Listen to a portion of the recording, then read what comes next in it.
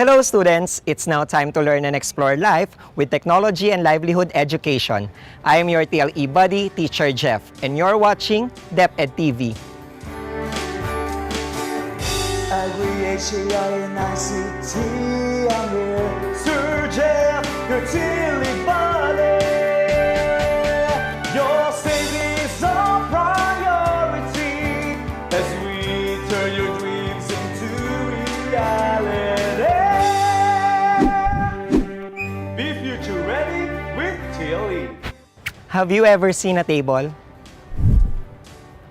Yes, that is a table, but how about a table composed of rows and columns? This is an example of a spreadsheet table. Now I want you to look for the Microsoft Office programs that can be found inside this table. You will find it in all the possible directions. You have a minute to look for the different MS Office programs.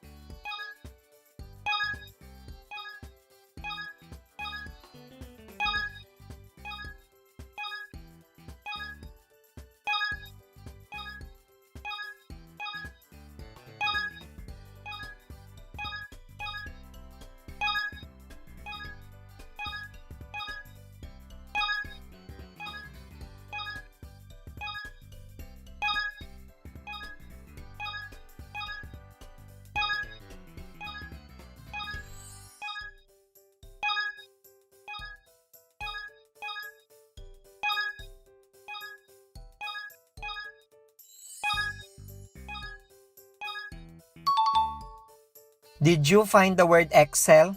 It is located in the first row starting from the 4th column up to the 8th column. How about the word Publisher? It is located in the last column. The word PowerPoint can be found diagonally going up from the last row. How about Word? It is located in the first column starting from the 2nd row downwards. Did you enjoy the activity? Today, we will learn more about spreadsheet tables. In our last episode, we discussed about audio and video conferencing. The Venn diagram shows that audio and video can be both used for conferencing. Audio conferencing is sometimes called teleconferencing and traditionally means using a telephone instrument to conduct a business meeting, while video conferencing is the use of video and audio devices to connect two or more people in different locations on the globe, simultaneously and in real time using the internet. Let us now make ourselves familiar with the words that we will encounter in this episode.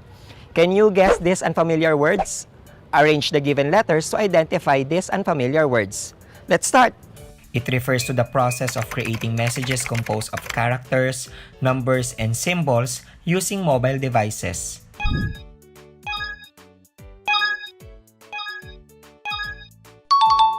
And the first word is text entry. Composed of numbers that can add, subtract, multiply, divide, and use in formulas.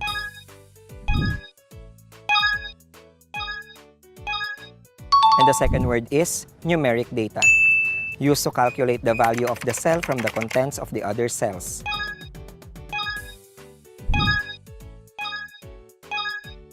And the third word is formula. Consists of a circle divided into a number of segments which represent the value of data.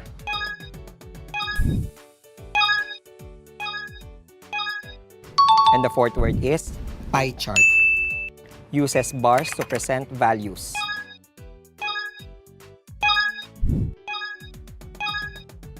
And the fifth word is bar graph. Remember this word so that it will be easier for you to fully understand our lesson for today. Probably the most popular electronic spreadsheet program that we use today is Microsoft Excel. You may have used it before or may be familiar with it since it is always included in Windows and Microsoft Office package. It uses columns and rows like a table where you enter data in each cell. Spreadsheets can help you do basic math such as addition, subtraction, multiplication, and division. You can also do the following. Format the column titles with text. Enter textual information in each cell aside from numbers. Delete, add, or merge columns or rows. Add or delete sheets and select printing options. Microsoft Excel also has its own parts. File tab, name box, select all button, sheet tab scrolling button, status bar, quick access toolbar, active cell, row headings, sheet tabs, title bar, formula bar, column headings, worksheet window, ribbon, vertical scroll bar, horizontal scroll bar, zoom control, view shortcuts. Get a paper and a pen and answer the following activities. Activity number 1. Identify the symbol of the given operation in inserting text and numeric data. Choose your answer from the box. Write the symbol of the correct answer in your answer sheet. Number 1. Exponentiation. Raised to the power.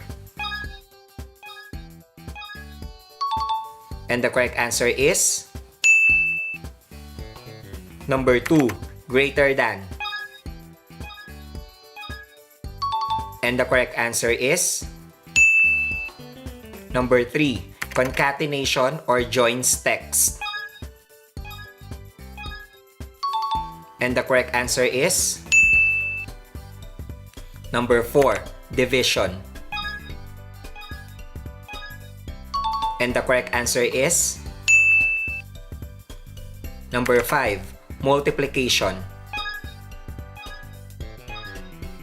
And the correct answer is activity number 2.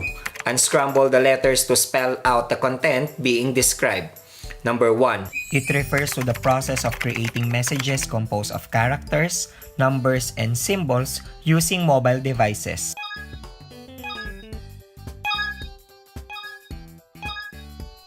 And the correct answer is text entry. Number 2.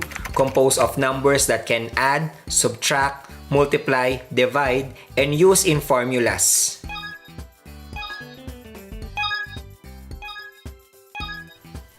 And the correct answer is numeric data. Number 3. Used to calculate the value of the cell from the contents of the other cells.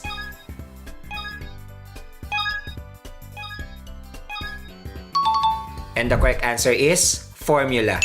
Number 4. Consists of a circle divided into a number of segments which represent the value of data.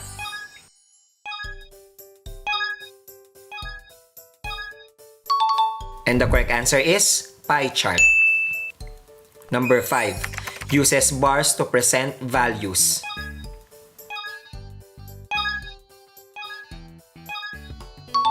And the correct answer is bar graph. Did you enjoy our activity? Prepare yourself as we learn more about Microsoft Excel. Microsoft Excel no longer provides a chart wizard. Instead, you can create a basic chart by clicking the chart type that you want on the Insert tab in the Charts group. Here are the steps in creating a chart in MS Excel. Number 1. Enter the data for the chart on a worksheet. Number 2. Compute for the chart table values. Letter A. Enter an average formula in cell G4. Example, equals average, open and close parenthesis, C4 colon F4. You may also use the Excel function formula, computing for the averages for each subject areas. Letter B. Press enter to see the computed average value for cell G4. Letter C. Select G4, then drag from G4 to G8 using the mouse to apply formula to other cells. This will automatically display the average value of the other subject areas, then press enter. Letter D. Compute the general average. Click cell G9, then enter the formula equals average, enter open and close parenthesis, G4 colon G8. Click enter to show the value. Number 3. Select the data for the chart. Letter A. Select the cells from A4 to A8 by dragging the mouse button. Then hold the control key to select from the G4 to G8. Grade average of each of the different subject areas. Letter B. Select a chart type that you want on the Insert tab in the Charts group. For this exercise, select pie chart in 3D. Number 4. Create a chart by double-clicking the selected chart or by pressing enter. Select a pie chart. Excel will automatically plot the value of your worksheet to your selected chart. Number 5. You can modify one or more of the following elements. Letter A, chart title. Letter B, axis title. Letter C, legend. Letter D, data levels. Letter E, data table. Letter F, axis. Letter G, grid lines. Number 6. Save the Excel document. Note, use any of the following methods to save the active workbook. Number 1. Click the Office button, then choose Save. Number 2. Click the Save button on the Quick Access toolbar. Number 3. Press Ctrl plus S. And number 4. Press Shift plus F12. Get a piece of paper and a pen and answer the questions that will be shown on the screen. Read and understand each statement carefully. Choose the letter of the best answer and write it on your answer sheet. You will be given 5 seconds to answer each item. Number 1.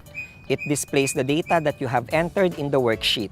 Letter A, toolbar. Letter B, name box. Letter C, sheet tabs. Letter D, formula bar.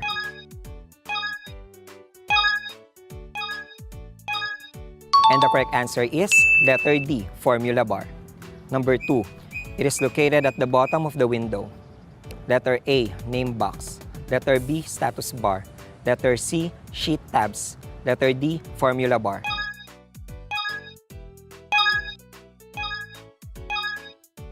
And the correct answer is letter B, status bar. Number 3. It is a set of drop-down menus with all the Excel features. Letter A, toolbar. Letter B, menu bar. Letter C, sheet tabs. Letter D, formula bar.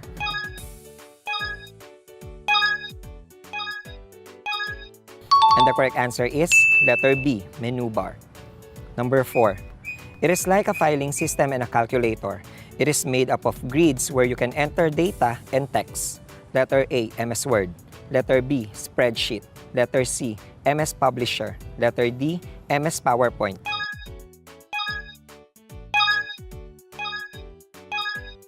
And the correct answer is letter B, Spreadsheet.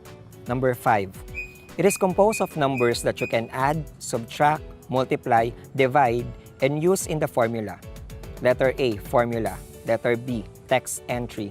Letter C, numeric data. Letter D, none of the above.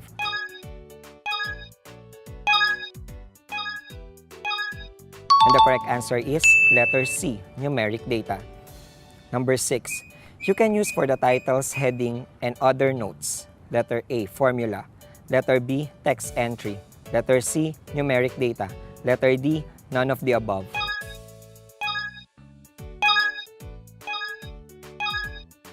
And the correct answer is letter B, text entry. Number 7.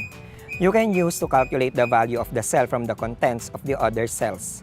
Letter A, formula. Letter B, text entry. Letter C, data entry. Letter D, numeric data.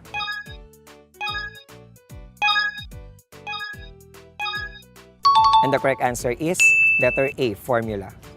Number 8. What does this symbol stand for? Letter A, division. Letter B, equal to. Letter C, exponent. Letter D, multiplication.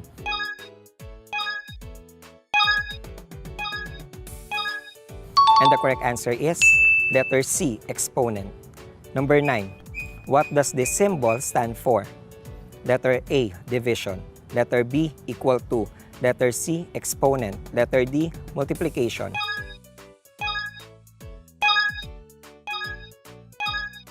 And the correct answer is letter A, division. Number 10. What does this symbol stand for?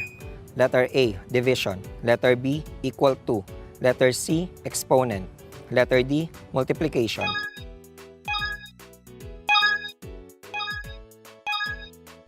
And the correct answer is letter D, multiplication. So, what's your score? If you got 10, very good.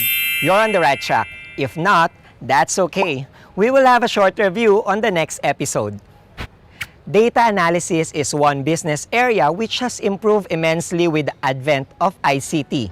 There are various methods on how to analyze the data, such as frequency distribution, percentage, average, value, or graphs. ICT has automated many of the processes involved. As a result, data are generated faster and with minimal or close to 0% of error. Let us summarize our lesson through this activity.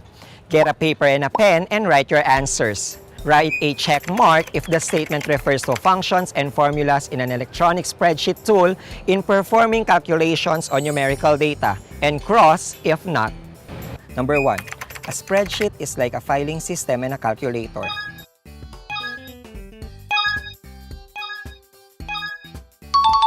Check is the correct answer. Number 2. Text entry are used for titles, headings, and other notes.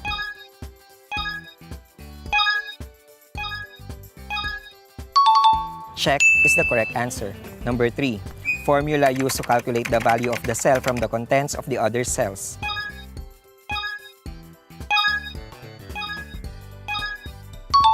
Check is the correct answer. Number 4. Numeric data composed of numbers that can add, subtract, multiply, divide, and use of formulas.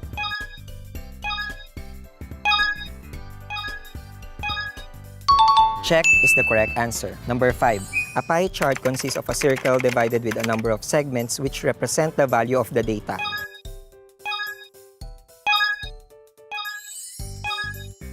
Check is the correct answer. Number 6. A bar graph uses bars to present values.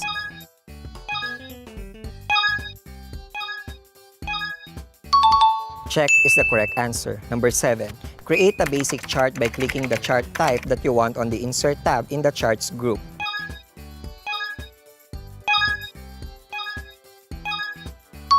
Check is the correct answer. Number 8. The data for a chart should be inserted in a cell in spreadsheets.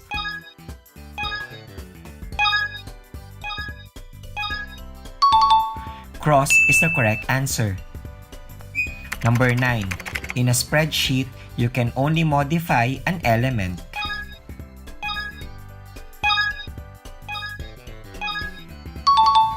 Cross is the correct answer. Number 10. In a spreadsheet, the formula starts with an equal sign.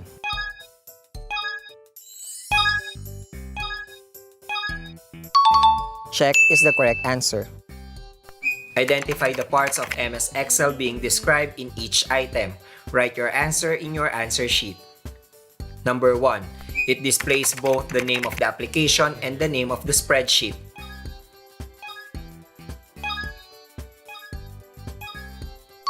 And the correct answer is title bar. Number 2. It refers to the number of columns included in a spreadsheet.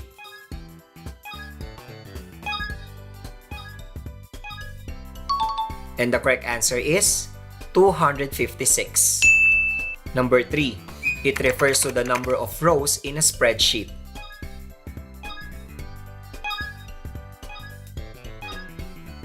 And the correct answer is 65,536. Number 4. It shows the address of the current selection or active cell.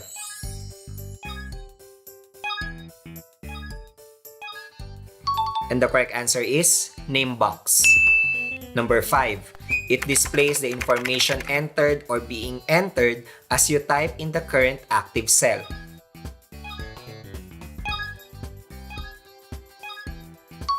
And the correct answer is formula bar. Number 6. It is an intersection of a column and a row and has a unique cell address.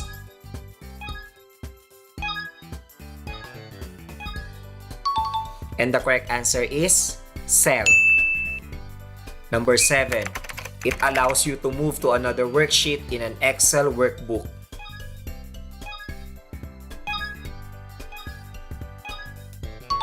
And the correct answer is navigation buttons. Number 8. It automatically shows in the workspace when you open the Microsoft Excel program.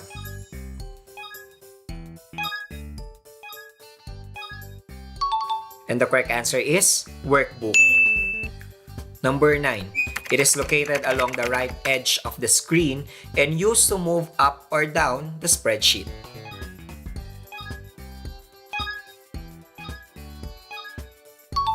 And the correct answer is vertical scroll bar. Number 10. It is located at the bottom of the screen and used to move left and right across the spreadsheet.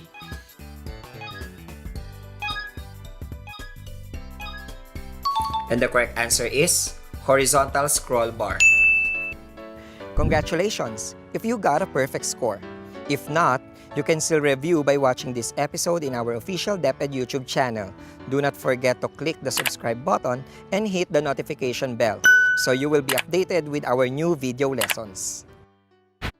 I hope that you have learned a lot today.